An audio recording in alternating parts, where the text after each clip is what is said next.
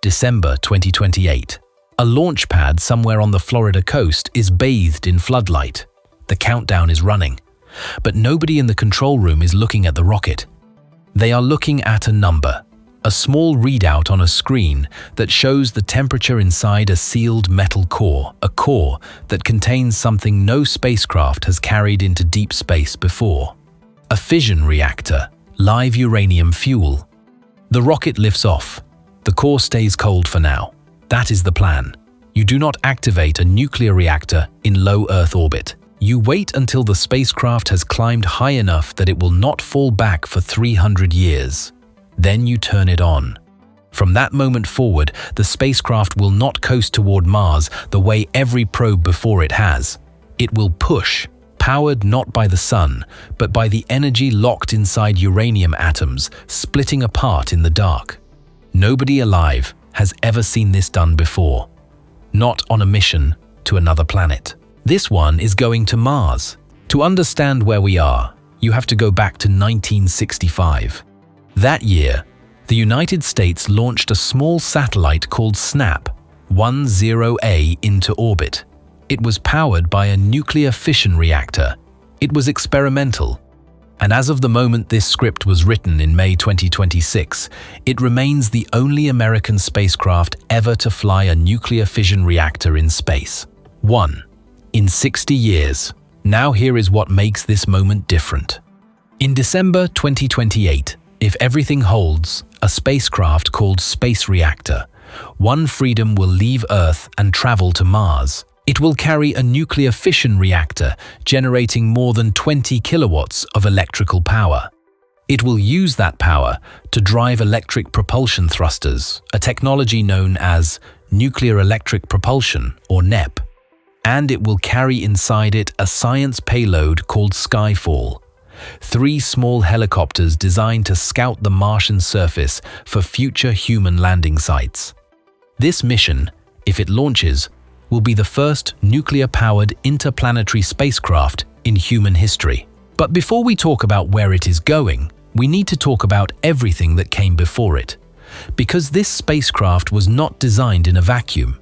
It was built piece by piece, from the wreckage of every program that failed. The idea of using nuclear energy to move through space is almost as old as the atomic bomb itself. In 1946, the United States Air Force launched a project called NEPA, Nuclear Energy for the Propulsion of Aircraft. It was not about spacecraft, it was about aircraft. The idea was simple and alarming. Could you power a military airplane with a nuclear reactor? After years of work and $1 billion, the answer was no. The program was cancelled in 1961, but the thinking had already spread. In 1955, the Air Force partnered with the U.S. Atomic Energy Commission on something called Project Rover. The goal shifted from aircraft to rockets. Specifically, nuclear rockets. Reactors that could heat a propellant to extreme temperatures and expel it through a nozzle, generating thrust far more efficiently than any chemical engine could. Project Rover eventually produced a series of experimental reactors called the Kiwi reactors, named somewhat cheerfully after the flightless bird. These were not designed to fly. They were designed to prove that the basic nuclear rocket principle worked at all. And it did. The reactors burned. The thrust was real. This led to the next phase, NERVA, the nuclear engine for rocket vehicle application.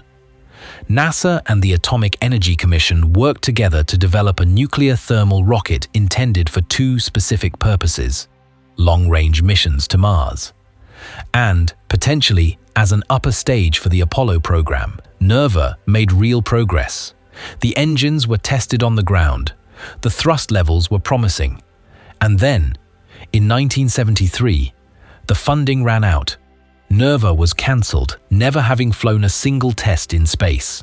Meanwhile, a physicist named Freeman Dyson and an engineer named Ted Taylor were working on something far more ambitious.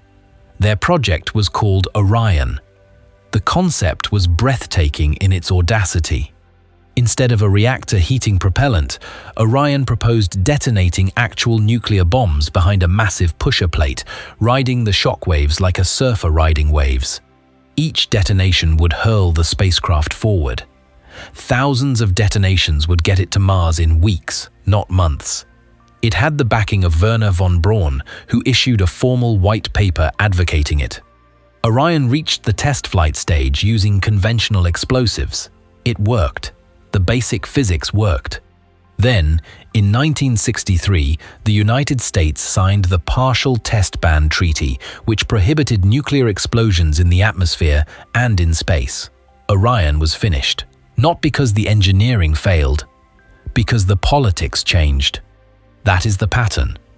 Again and again, across 60 years, American nuclear space programs have not failed because the science was wrong. They have failed because of money, politics, infrastructure, and the absence of a real destination that forced anyone to actually finish the job. Here's the number that should sit with you for a moment. More than $20 billion, 12 programs, 0 flight reactors after 1965. That is not a technology problem. That is something else entirely. The most recent attempt began in 2020. It was called DRACO, the demonstration rocket for agile cislunar operations. It started modestly with an initial investment of around $10 million, focused on developing a nuclear thermal propulsion system.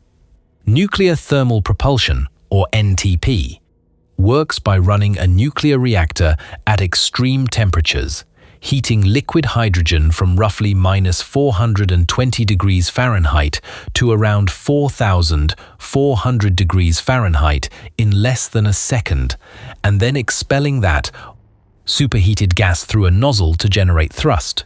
The efficiency gain over chemical rockets is significant. A nuclear thermal engine can deliver 2 to 3 times the propellant efficiency of the best chemical engines currently flying. And for a trip to Mars, that efficiency translates directly into time. The journey that currently takes 6 to 9 months could potentially be cut in half. In April 2021, DARPA awarded the first phase contracts. General Atomics received $22 million to design the nuclear reactor concept. Blue Origin and Lockheed Martin received smaller awards to develop competing designs for the spacecraft itself.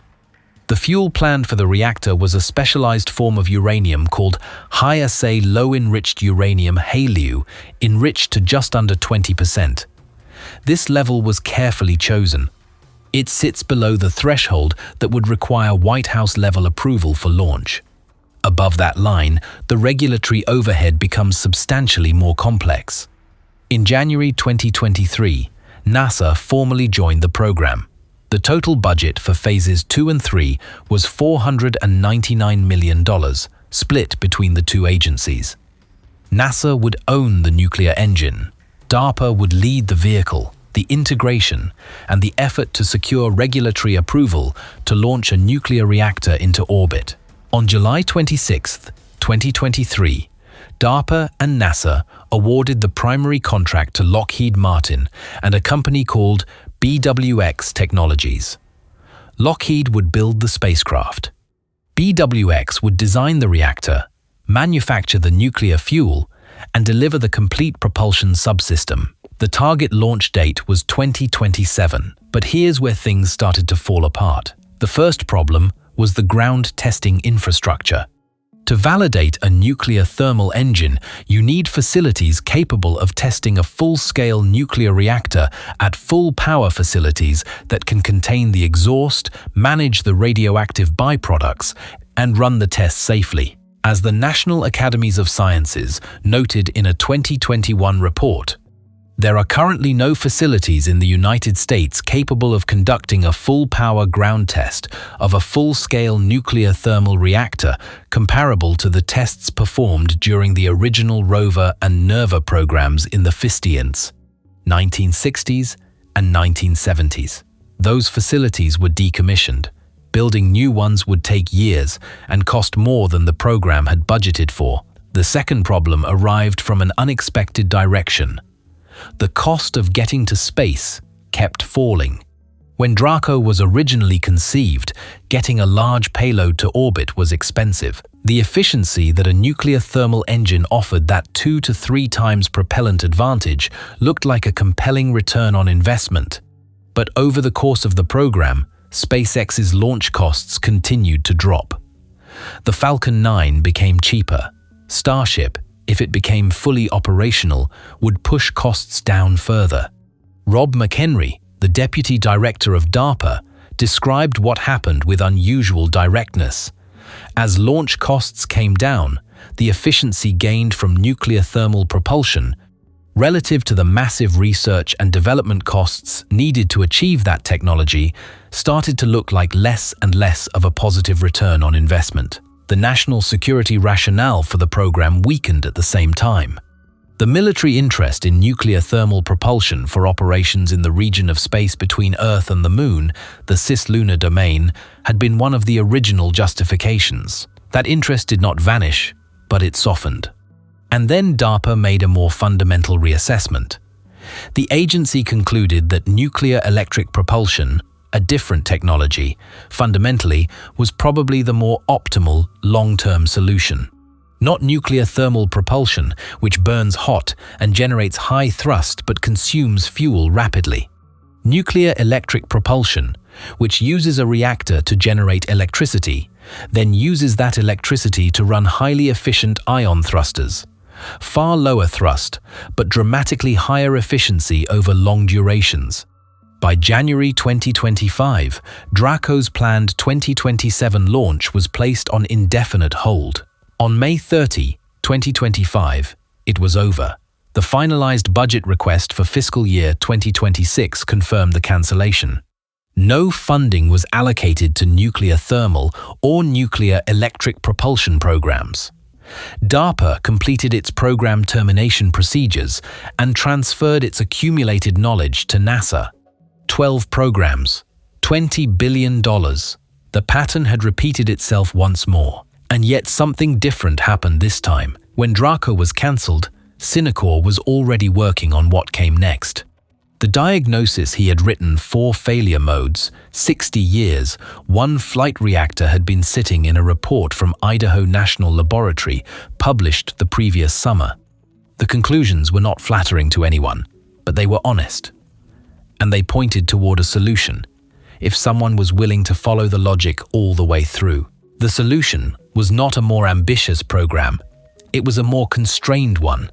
The mission that Synacor's team designed was built around a single, non-negotiable constraint: the Mars transfer window in December 2028. Orbital mechanics does not negotiate. The geometry of Earth and Mars aligns for an efficient transfer approximately every 26 months. The window, in late 2028, represents one of those alignments. Miss it, and the next one arrives in early 2031. So the question became, what can we actually build and launch by December 2028? The answer shaped everything. The reactor would not be a technological leap. It would use existing, proven technology. Uranium dioxide fuel, similar in concept to what is used in terrestrial nuclear power plants, encased in a boron carbide radiation shield. The reactor would generate more than 20 kilowatts of electrical power using a closed Brayton cycle, a power conversion system that circulates a working gas through a turbine to extract energy from the reactor's heat. The design is extensible. The same reactor, scaled and adapted, can be used for future missions at higher power levels. For propulsion, the spacecraft would not carry new thrusters. It would carry an existing, highly capable electric propulsion system, the Power and Propulsion Element, or PPE, that NASA had been building for the Lunar Gateway space station. That decision is worth pausing on. The Gateway was NASA's planned station in lunar orbit, intended to support the Artemis program's moon missions. The PPE, built by a company called Lanteris Space Systems, was the heart of it. A powerful solar electric spacecraft bus equipped with Hall-effect thrusters, advanced power management systems, and the ability to maneuver in deep space over long durations. By March 2026, NASA announced it was indefinitely suspending Gateway development, redirecting resources toward building a base directly on the lunar surface.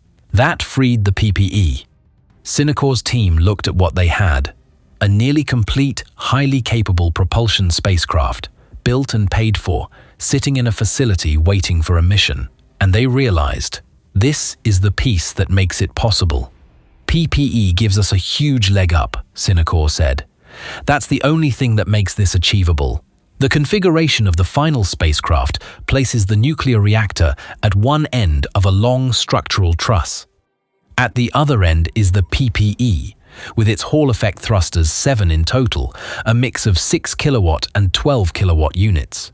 Between them, along the truss, are heat rejection radiators that carry away the thermal output of the reactor.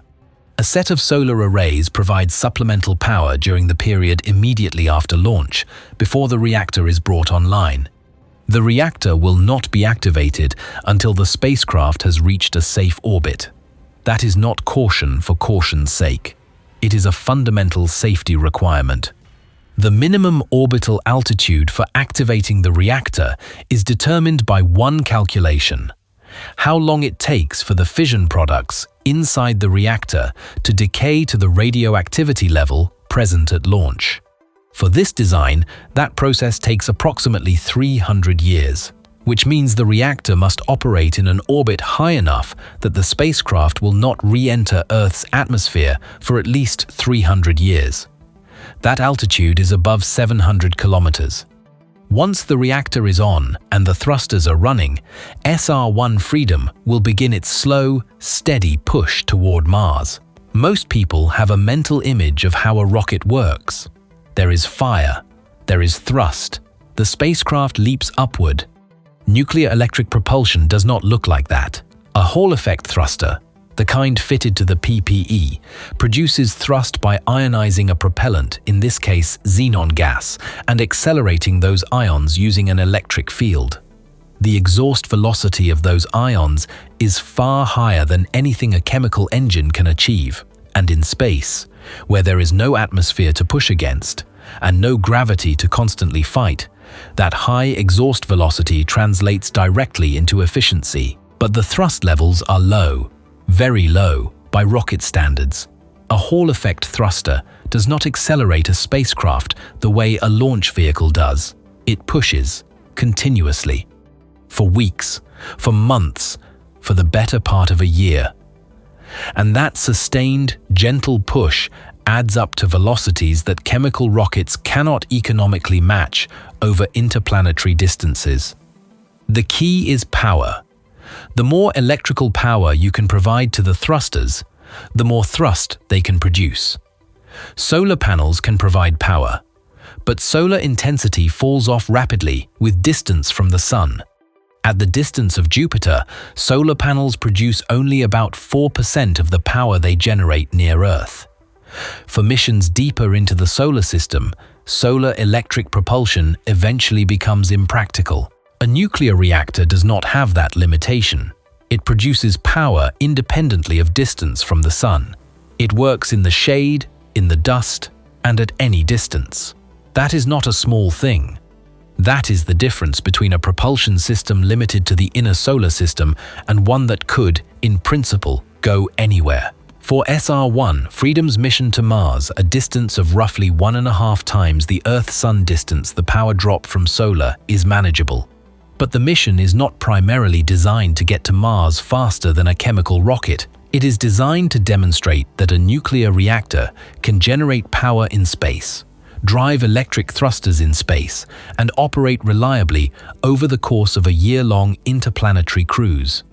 At that scale, with that reactor design, the spacecraft will not dramatically outpace previous Mars missions in raw travel time. It will not need to. The data it generates will inform the next mission, the one that is larger, more powerful, and capable of dramatically shortening transit times. This is the logic of a Pathfinder mission. You do not try to do everything at once. You fly what works, you learn, and then you build the next thing on proven foundations. Synnecor's team is explicit about this. SR-1 Freedom is described as the first freight run on what they call the transcontinental railroad of the solar system.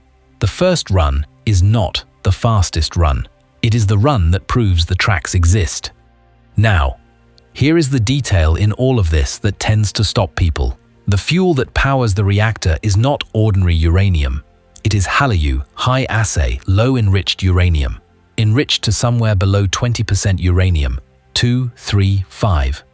For comparison, the uranium that fuels most power plants on Earth is enriched to between 3 and 5%. Weapons-grade uranium is enriched to above 90%. HALEU sits in between, more concentrated than commercial reactor fuel, but nowhere near the level required for a weapon. The reason HALEU is necessary for space reactors is straightforward. A reactor in space needs to be small and light. To achieve the power density required in a compact design, the fuel needs to be more concentrated than what a large terrestrial reactor uses. The enrichment level of just under 20% was also specifically chosen to remain below a regulatory threshold.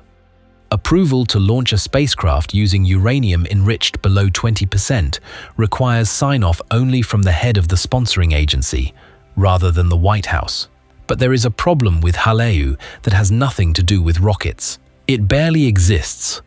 As of early 2026, only Russia and China have the infrastructure to produce HALEU at commercial scale. A company called Centrus Energy operates a demonstration cascade in Peakton, Ohio, the first facility licensed by the US. Nuclear Regulatory Commission for HALEU production, but by mid-2025, it had produced just over 900 kilograms. The US Department of Energy estimates that domestic demand for HALEU could reach 50 metric tons per year by 2035. The gap between current production and that number is enormous. In January 2026, the Department of Energy committed $2.5 billion over 10 years to expand domestic uranium enrichment capacity. That is a significant investment. But the supply chain problem for HALEU is not solved. It is, at best, in the early stages of being addressed. SR-1 Freedom is not waiting for that problem to be solved before it launches. But every future mission that follows it will depend on that supply chain existing at scale. There is a science payload attached to SR-1 Freedom that has received less attention than the reactor, but deserves its own moment. It is called Skyfall. Skyfall consists of 3 small helicopters. They are next-generation versions of Ingenuity, the rotorcraft that traveled to Mars aboard the Perseverance rover in 2021, became the first powered aircraft to fly on another world, and then proceeded to complete 72 flights between April 2021 and January 2024 when contact was lost. Ingenuity was a technology demonstrator. It carried no science instruments. Its job was simply to fly to prove that powered, controlled flight was possible in the thin Martian atmosphere, where the air pressure at the surface is less than 1% of Earth's at sea level. The Skyfall helicopters are not technology demonstrators. They have a mission. Each one will carry cameras and ground-penetrating radar. Their job is to survey a potential human landing site on Mars to map the terrain, characterize the slopes and surface hazards, and search for subsurface water ice. The presence, depth, and distribution of that water ice is critical information for any future human landing. Water ice can be processed into drinking water, into oxygen, and into rocket propellant. Finding it in the right place, at the right depth, changes what is possible for a crewed mission. The deployment method is described in the mission documents as a mid-air Skyfall maneuver. The helicopters will be released from the spacecraft during Mars approach, entering the atmosphere inside a capsule and deploying to the surface through a sequence designed to dramatically reduce delivery costs compared to a rover landing system. Now, to make the Skyfall helicopters capable of carrying those science payloads, the engineering team had to solve a problem that Ingenuity never faced. Ingenuity was deliberately kept away from the sonic edge. During its flights, its rotor tips were kept at no more than about 70% of the local speed of sound on Mars. The reason is that near the speed of sound, the aerodynamics of a rotor blade become unpredictable. Things get strange near Mach 1. To carry heavier payloads, the Skyfall rotors need to spin faster.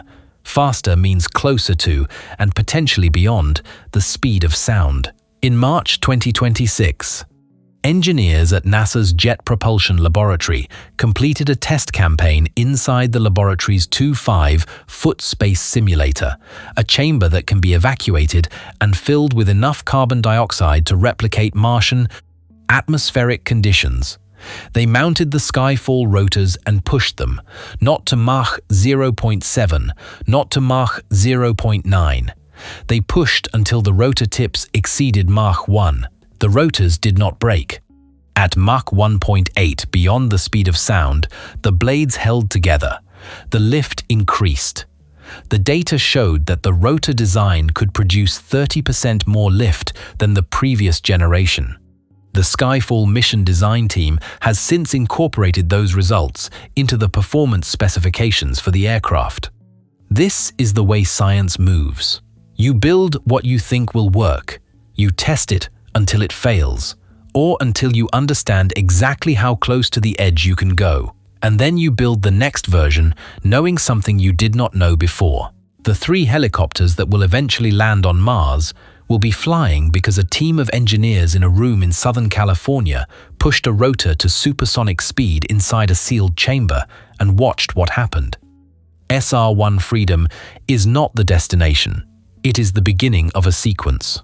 The mission timeline, as it exists in May 2026, describes a launch in December 2028. The spacecraft deploys its solar arrays and checks out its systems within the first few hours. Within 48 hours of launch, the nuclear reactor is brought online. Over the following year, the electric thrusters push the spacecraft toward Mars. Upon arrival, Skyfall is deployed. The science begins. What happens to SR-1 Freedom after that has not been decided. The mission team has left the options open. The spacecraft may enter orbit around Mars. It may fly past Mars and continue deeper into the solar system, further demonstrating the nuclear electric propulsion system at greater distances from the Sun. That decision will be made based on what the spacecraft's condition and fuel reserves look like when it arrives. But the mission's designers are already thinking past it. In 2030, if SR-1 Freedom performs as expected, a second mission is planned, Lunar Reactor-1, or LR-1. This would be a fission surface power system designed to provide continuous energy to a lunar base during periods without sunlight, including the 14-day lunar night, during which solar panels generate nothing. The lunar base, planned as part of the restructured Artemis program, will need power to survive those nights. LR-1 is intended to provide it. The reactor design for LR-1 is not being developed from scratch. It is being developed from the data and experience generated by SR-1. Same reactor architecture, adapted for a surface environment rather than a deep space environment. And beyond LR-1, the trajectory points toward the 2030s towards systems capable of generating hundreds of kilowatts and eventually megawatts of power. Systems that could enable human missions to Mars within a realistic time frame. Systems that could support crewed outposts far from Earth. In May 2026, the House Appropriations Committee recommended $50 million for nuclear electric propulsion development, with $10 million specifically designated for SR-1 Freedom. NASA Administrator Jared Isaacman announced that NASA would centralize authority for all space nuclear activities under a newly formed Space Reactor Office, with a directive to produce an integrated program plan for SR-1 and LR-1 within 60 days. The U.S. Office of Science and Technology Policy issued a formal memorandum, NSTM 3, the National Initiative for American Space Nuclear Power, directing NASA to prioritize integrated fission surface power and nuclear electric propulsion designs using common hardware and fuel. These are not vague aspirations. They are budget lines. They are organizational structures. They are timelines tied to orbital mechanics. Whether they hold is a different question. The history of American space nuclear programs is a history of programs that had budget lines and organizational structures and timelines and still did not fly. The 4 failure modes that Synacor identified have been present in some form in every cancelled program since 1965. DRACO had contracts, had partners, had a launch vehicle identified, had a launch date of 2027, and still did not fly. SR-1 Freedom's strongest argument for surviving, where its predecessors did not, is that its design team appears to have internalized that history. The reactor is modest. The propulsion system is borrowed from hardware already built. The deadline is fixed. The leadership is centralized. And the destination, Mars, is real. But the HALEU supply chain is not solved. The regulatory framework for launching a nuclear reactor is being built from scratch. The integration of a reactor with a propulsion bus that was originally designed for a different mission has never been attempted at this scale before. These are not fatal problems, but they are real ones. There is one piece of this story that does not get enough attention, and it may ultimately determine whether any of the missions described above actually fly. High-assay, low-enriched uranium HALEU is the fuel that SR-1 Freedom's reactor will use. And as of today, May 2026, the United States cannot produce it at anywhere near the scale that a sustained space nuclear program would require. Natural uranium, as it comes out of the ground, contains about 0.7% of the fissile isotope uranium-235. The rest is mostly uranium-238, which does not contribute directly to a chain reaction. Commercial power reactors enrich uranium to between 3 and 5% uranium-235. HALEU is enriched to between 5 and 20% more concentrated, more energetic, more capable of powering a small, efficient reactor. The challenge is that the enrichment process is technically complex and has historically been dominated by Russia.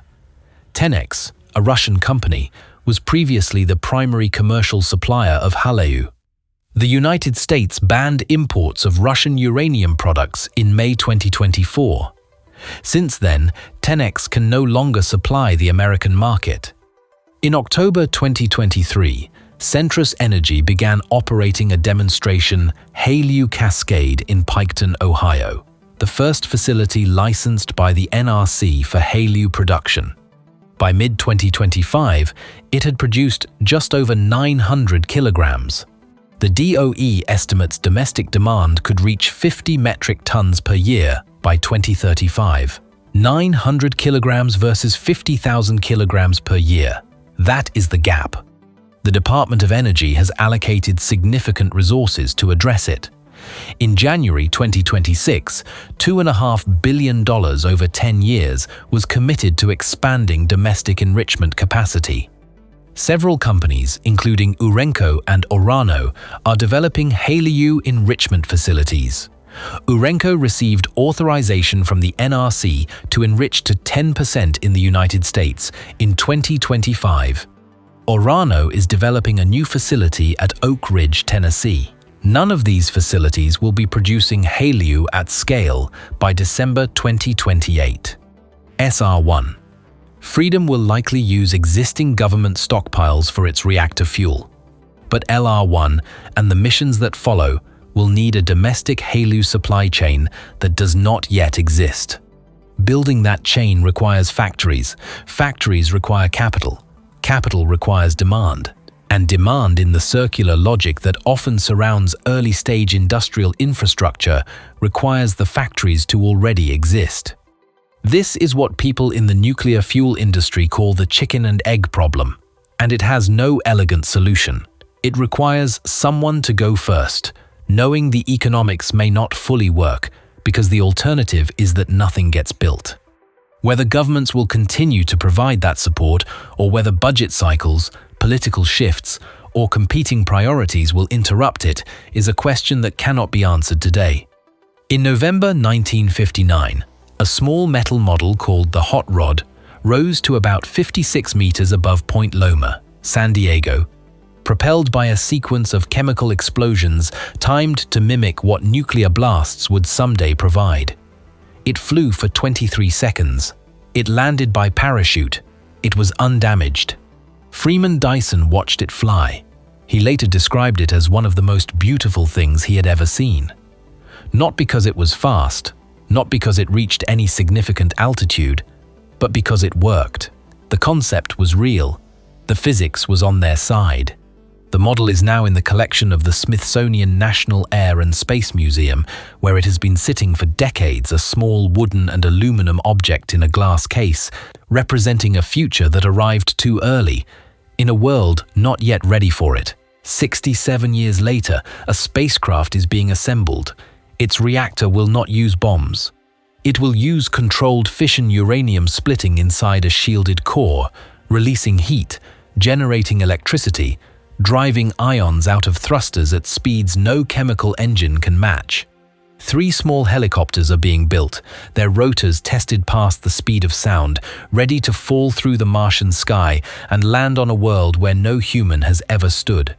The gap between that wooden model in San Diego and what is being prepared for December 2028 is not just a gap in time, it is a gap in will. The physics was available in 1959. The engineering was available, in some form, for most of the decades that followed. What was missing was the sustained commitment to see it through the mission that could not be moved, the deadline that orbital mechanics enforced, the leadership that held the line when the pressure to cancel arrived. Whether that commitment holds this time is not yet known. History suggests caution. The evidence of the last few months suggests something different. What we know is this: the window opens in December 2028. The reactor is being built. The thrusters are being prepared.